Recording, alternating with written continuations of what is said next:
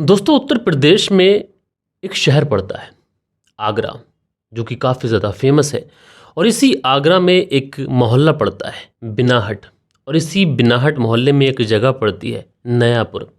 और इसी नयापुर में एक परिवार रहा करता है। ये जो परिवार है, इसमें परिवार के जो मुखिया हैं उनका नाम करण सिंह है। करण सिंह की शादी हो चुकी है, उनकी पत्नी का नाम यशोदा है। और करण सिंह के टोटल 2 बच्चे हैं।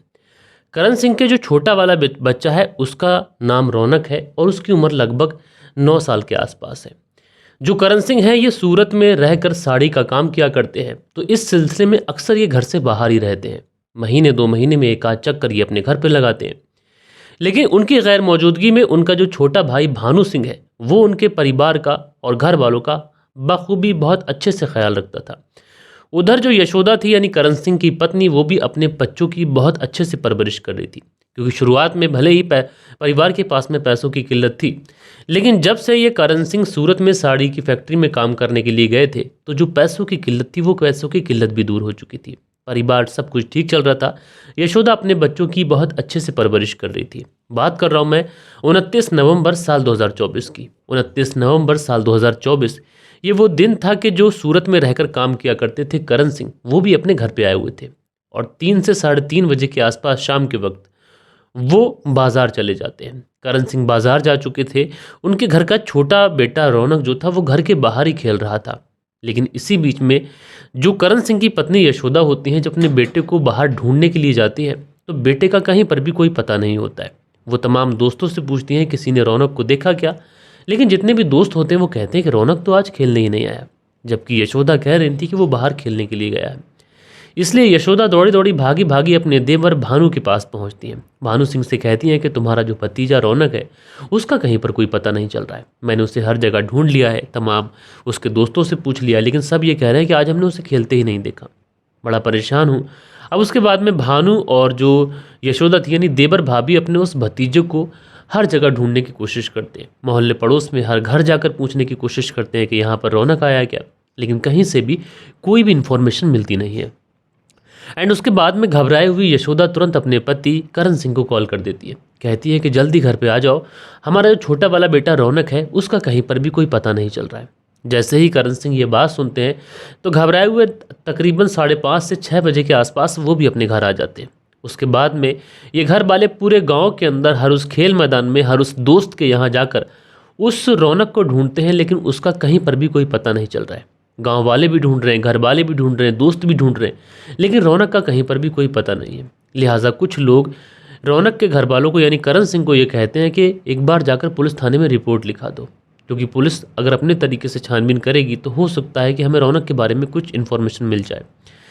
डरे सहमे थके हारे ये जो परिवार वाले थे पुलिस के पास पहुंचते हैं एंड पुलिस के पास जाकर कंप्लेंट लिखाते हैं। पुलिस भी इस पूरे मामले में छानबीन करती है, लेकिन बड़ी ही हैरानी की बात यह थी कि आखिरकार इस बच्चे के साथ में क्या हो गया। घर के बाहर बच्चा खेल रहा था, क्या कुछ किसी ने उसका अपहरण कर लिया या फिर किसी नदी नाले में वो गिर गया। ये चीज़ें पुलिस वालों के जहन को भी अंदर तक झकझोर के रख रही थी। तो क्या हुआ था आखिरकार रौनक के साथ में? क्या ये ऐसी घटना थी कि रौनक के साथ में कोई अनहोनी हो गई थी? तो आगरा की इस पूरी सच्ची घटना की कहानी जो है सिलसिलेवार तरीके से मैं आप लोग को सुनाऊंगा। बस आप लोग इस वीडियो में अंत तक बने रहिएगा। चैनल पर पहली बार आए हैं तो चैनल को सब्सक्राइब कर बेल आइकन को ज़रूर प्रेस कर लीजिएगा। बाकी दोस्तों चलते हैं सीधा इस कहानी का रुख करते हैं। अब दोस्तों पुलिस वाले इस पूरे मामले में छानबीन कर रहे थे और तकरीबन पुलिस वालों को छानबीन करते हुए 4 दिन का लंबा समय गुजर जाता है। अब दोस्तों दिन आ चुका था 2 दिसंबर साल 2024।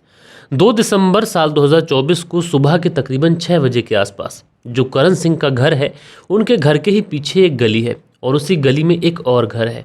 उसी घर के सामने सुबह के 6 बजे के आसपास उस घर के जब सदस्य उठते हैं तो देखते क्या है कि उनके दरवाजे के सामने एक बोरी पड़ी हुई है। जो बोरी थी उसका कुछ हिस्सा फटा हुआ था। लिहाजा घर वाले जो है वो सोचते हैं कि हो सकता है कि इस बोरी में कुछ ऐसा वैसा हो।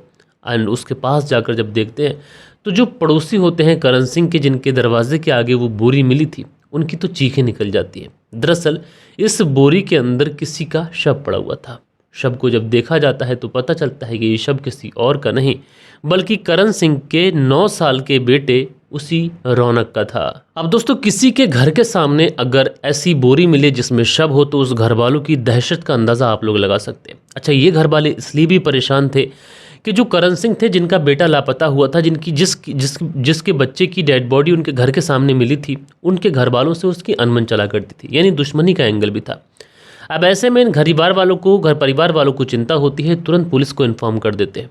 पुलिस भी तुरंत मौके पर पहुंचती है और उस बोरी को खोलकर जब देखा जाता है तो बात सच होती है कि डेड बॉडी किसी और की नहीं बल्कि करण सिंह के बेटे रौनक की थी।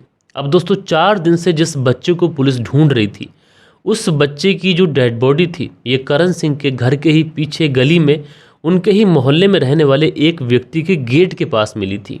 एंड दोस्तों, पुलिस जब वहाँ पर पहुंची थी तो पुलिस अपने साथ में फॉरेंसिक टीम को भी लेके गई थी। फॉरेंसिक टीम जब पूरी जांच पड़ताल करती है तो पता ये चलता है कि इस बच्चे की जो मौत हुई है, ये इसके सर पर किसी भारी भरकम चीज़ से वार करने की वजह से हुई है। एंड दोस्तों, इससे भी बड़ी हैरानी की बात ये थी कि इस शव के ऊपर जो खून के छींटे लगे हुए थे वो सूख चुके थे, यानी देखने से ही ऐसा प्रतीत हो रहा था कि शायद इस बच्चे की मृत्यु होकर समय लगभग 3 से 4 दिन का गुजर चुका है। एंड उससे भी बड़ी हैरानी की बात यह थी कि इस बच्चे की डेड बॉडी पर कुछ झाड़ियों और कुछ पत्तों के सबूत मिलते हैं कि जैसे इसकी डेड बॉडी को 3 से 4 दिन झाड़ियों और पत्तों में छुपा कर रखा गया हो।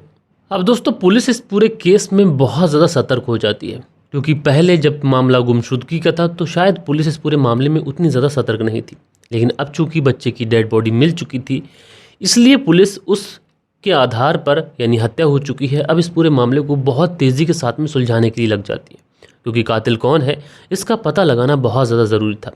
सबसे पहले करण सिंह के परिवार वालों से बात की जाती है कि तुम्हारे बच्चे की डेड बॉडी मिली है और वो किस समय किस टाइम पे, ये सारी चीज़ें पता की जाती हैं। लेकिन करण सिंह का जो परिवार होता है, जिस घर के आगे उनके बच्चे की डेड बॉडी मिली थी, करण सिंह का परिवार बताता है कि उस घर से हमारी पहले से ही दुश्मनी वाला मामला है और ऐसे में करण सिंह के परिवार का पूरा शक उसी घर के ऊपर जाता है। लेकिन पुलिस वालों के सामने सबसे बड़ी हैरानी की बात यह थी कि अगर वो परिवार हत्या करता तो उस डेड बॉडी को अपने ही दरवाजे के आगे क्यों फेंकता, जबकि देखने से ऐसा लग रहा है कि हत्या 3 से 4 दिन पहले हुई है। तो ऐसे में वो परिवार चलो मान लिया कि हत्या करने के बाद में उस डेड बॉडी को अपने घर के अंदर ही छुपा के रखेगा, लेकिन उसके बाद में भी अगर वो डेड बॉडी को फेंकेगा तो अपने दरवाजे पे ही क्यों फेंकेगा। ये कुछ सवाल थे, ये पुलिस को कहीं ना कहीं किसी और डायरेक्शन में इशारा कर रहे थे। इसलिए पुलिस वाले अब आस पड़ोस के लोगों से और बाकी के सारे लोगों से पूछताछ करती है, लेकिन यहाँ से पुलिस को कोई भी लीड मिलती नहीं है। एंड उसके बाद में पुलिस उस वाले एंगल पर छानबीन शुरू करती है जो डेड बॉडी के ऊपर घास फूस और जो पत्ते लगे हुए मिले थे। एंड पुलिस आस पड़ोस के जितने भी घर होते हैं पूरे गांव के अंदर, जो कुछ घर होते हैं, उन घर के अंदर जाकर बहुत बारीकी से चेक करती है कि किसी ने अपने घर के अंदर इस तरीके के पत्ते रखे हुए हैं या फिर नहीं। बल्कि कुछ लोगों की छत पर भी जाकर देखा जाता है, लेकिन यहाँ से भी पुलिस को कोई भी लीड नहीं मिल पाती है। एंड इसी बीच में पोस्टमार्टम की रिपोर्ट भी आ जाती है। दोस्तों, पोस्टमार्टम की रिपोर्ट में ये बहुत अच्छे तरीके से मेंशन था कि 29 नवंबर साल 2024 को जिस दिन ये बच्चा गुम हुआ था, उसी दिन तकरीबन 3:30 बजे के आसपास इसकी हत्या कर दी गई है। यानी बात साफ है कि करण सिंह जिस समय मार्केट जाने के लिए निकला था, उससे महज थोड़ी ही देर के बाद में इस बेटे रौनक की हत्या कर दी गई है। लेकिन हत्या किसने की थी, क्यों की थी, ये अभी भी जो सवाल थे ये पुलिस के लिए रहस्य बने हुए थे। घर वालों से बार बार बातचीत की जाती है, मोहल्ले पड़ोस के लोगों से बार बार बातचीत की जाती है, लेकिन पुलिस को यहाँ से भी कोई लीड नहीं मिलती है। लेकिन इस पूरी पूछताछ में, इस पूरे इंसिडेंट में पुलिस को एक चीज़ बड़ा अजीब लगती है। जो करण सिंह की पत्नी यशोदा थी, यानी रौनक की जो माँ थी, उनका जो बिहेवियर था ये बहुत ज़्यादा अलग था। अब दोस्तों, पुलिस को जब रौनक की माँ का बिहेवियर कुछ अलग लगता है तो पुलिस को इस पूरे केस के अंदर अलग डायरेक्शन में काम करने का मन करता है। दरअसल रौनक की माँ यशोदा से पूछताछ तो नहीं की जा सकती थी, लेकिन पुलिस यहाँ पर सोचती है कि हमने हर एंगल पर छानबीन कर ली, हमने बाहर तमाम तरीके के सर्च अभियान चला लिए, लेकिन हमने यहाँ पर करण सिंह का जो घर है उस घर के अंदर किसी भी तरीके की कोई तफ्तीश नहीं की। लिहाजा पुलिस की जो एक टीम होती है वो करण सिंह के घर के अंदर जाकर छानबीन शुरू करती है। फॉरेंसिक टीम जाती है और जब करण सिंह के घर के अंदर जाकर छानबीन की जाती है तो यहाँ से पुलिस वालों को एक बहुत बड़ी लीड मिलती है। दरअसल करण सिंह के घर के अंदर करण सिंह का छोटा भाई भानु सिंह भी रहा करता था, और जो भानु सिंह था उसके ही कमरे के अंदर एक बच्चे की बनियान मिलती है, जो बनियान खून से सनी हुई थी। साथ के साथ करण सिंह के घर के अंदर कुछ खून के छींटे भी मिलते हैं, और वो खून के छींटे किसी और के नहीं थे बल्कि उसी 9 साल के बच्चे रौनक के थे। अब जैसे ही पुलिस को ये सारी चीज़ें इस करण सिंह के घर से मिलती हैं, यानी भानु सिंह के कमरे के अंदर से, जो करण सिंह का छोटा भाई था, तो उसके बाद में पुलिस जो थी वो तुरंत भानु सिंह को अरेस्ट करती है। अरेस्ट करने के बाद में सीधा उसे पुलिस थाने लेके आती है। एंड दोस्तों, पुलिस थाने लाने के बाद में जब इस भानु सिंह को फ्रंट सीट पर बैठाया जाता है और जब इससे सख्ती से पूछताछ की जाती है, क्योंकि सारे एविडेंस, सारी जो चीज़ें मिली थी ये भानु सिंह के अगेंस्ट थी, इसलिए जब भानु सिंह से पूछताछ की जाती है तो भानु सिंह पुलिस के सवालों के सामने ज़्यादा देर टिक नहीं पाता है। एंड उसके बाद में वो अपने भतीजे की हत्या करने की बात कबूल कर लेता है। वो पुलिस को बताता है कि 29 नवंबर साल 2024 की तकरीबन 3 बजे के आसपास जब भैया मार्केट गए थे तो उसी समय थपकी से, जो कपड़ा धोने वाली थपकी होती है, उससे पीट पीट कर मैंने अपने भतीजे की हत्या कर दी थी। अब दोस्तों, इसने हत्या की बात तो कबूली थी, सारी चीज़ें क्लियर हो चुकी थी, मुजरिम पुलिस की गिरफ्त में था, लेकिन पुलिस अभी भी ये जानना चाहती थी कि आखिरकार भानु सिंह ने अपने सगे भाई के छोटे बेटे रौनक की इतनी ही बेरहमी के साथ में हत्या क्यों की, क्या वजह थी। और जब इस बारे में पुलिस जो थी भानु सिंह से पूछताछ करती है तो जो भानु सिंह था ये पुलिस को बताता है ये 29 नवंबर साल 2024 को 3 बजे के आसपास पहले उसने अपने भतीजे रौनक को पकड़ा, उसके बाद में उसे कमरे के अंदर लेके गया एंड वहाँ पर थपकी से पीट पीट कर उसकी हत्या कर दी। उसका बनियान और जो खून के छींटे थे कमरे से साफ कर दिया और बनियान वहीं पर छुपा दिया। डेड बॉडी को ले जाकर इसने छत के ऊपर कुछ पत्ते घास फूस रखे हुई थी उसके अंदर छुपा दिया, ताकि जब सब मामला शांत हो जाएगा तो उसके बाद में डेड बॉडी को ठिकाने लगा देंगे। हालांकि जो प्लानिंग इसकी थी बहुत ही साधारण और बहुत ही घटिया थी। उसके बाद में कुछ लोग भी आ जाते हैं और यहाँ पर मामला पुलिस तक पहुँच जाता है। तो जो भानु सिंह था ये पुलिस के साथ और बाकी लोगों के साथ उस भतीजे को ढूंढवाने लगता है। एंड दोस्तों, उसके बाद में 1 दिसंबर के आसपास जब इसको लगता है कि डेड बॉडी ठिकाने लगाने का कोई चांस नहीं है, कोई मौका नहीं है, तो उसके बाद में 1 दिसंबर को ये रात के किसी समय उस बच्चे की डेड बॉडी को उस घास फूस से निकालता है और उसके बाद में एक बोरी के अंदर डालता है और उस बोरी को अपने पड़ोसियों के गेट के बाहर फेंक देता है। और इसका पूरा प्लान ये था कि पड़ोसियों से तो वैसे ही अनबन चलती है, तो इस पूरे कत्ल का जो इल्ज़ाम है पड़ोसियों के ऊपर आ जाएगा और वो बाइज्जत बरी होकर बाहर निकल जाएगा। जब ये सारी बातें पुलिस को बताता है तो पुलिस कहती है कि यहाँ तक तो ठीक है, लेकिन तुम ये बताओ कि आखिरकार तुमने अपने भतीजे की हत्या क्यों की, क्या रीज़न था। तो बहुत देर पुलिस के समझाने के बाद में, पुलिस की सख्ती के बाद में आखिरकार भानु सिंह यहाँ पर वो सच्चाई बताता है जो वो बताना नहीं चाह रहा था। यानी भानु सिंह एक ऐसी मोहब्बत में पड़ा हुआ था जिस मोहब्बत को ये उसका पर्दाफाश नहीं करना चाहता था। यानी आशिकी उस चरम तक थी कि किसी भी तरीके से, वो एक शाहरुख खान का डायलॉग है ना कि मैं नाम लूँगा तो वो बदनाम हो जाएगी, शायद यहीं पर भानु सिंह के साथ में भी ऐसा ही कुछ हो रहा था। दरअसल भानु सिंह पुलिस की सख्ती के आगे टूटने के बाद में जो कहानी सुनाता है वो कहानी यकीनन परेशान करने वाली थी। भानु सिंह बताता है कि अपने भतीजे रौनक की हत्या के अंदर वो अकेला शामिल नहीं था, बल्कि उसकी भाभी यशोदा भी शामिल थी।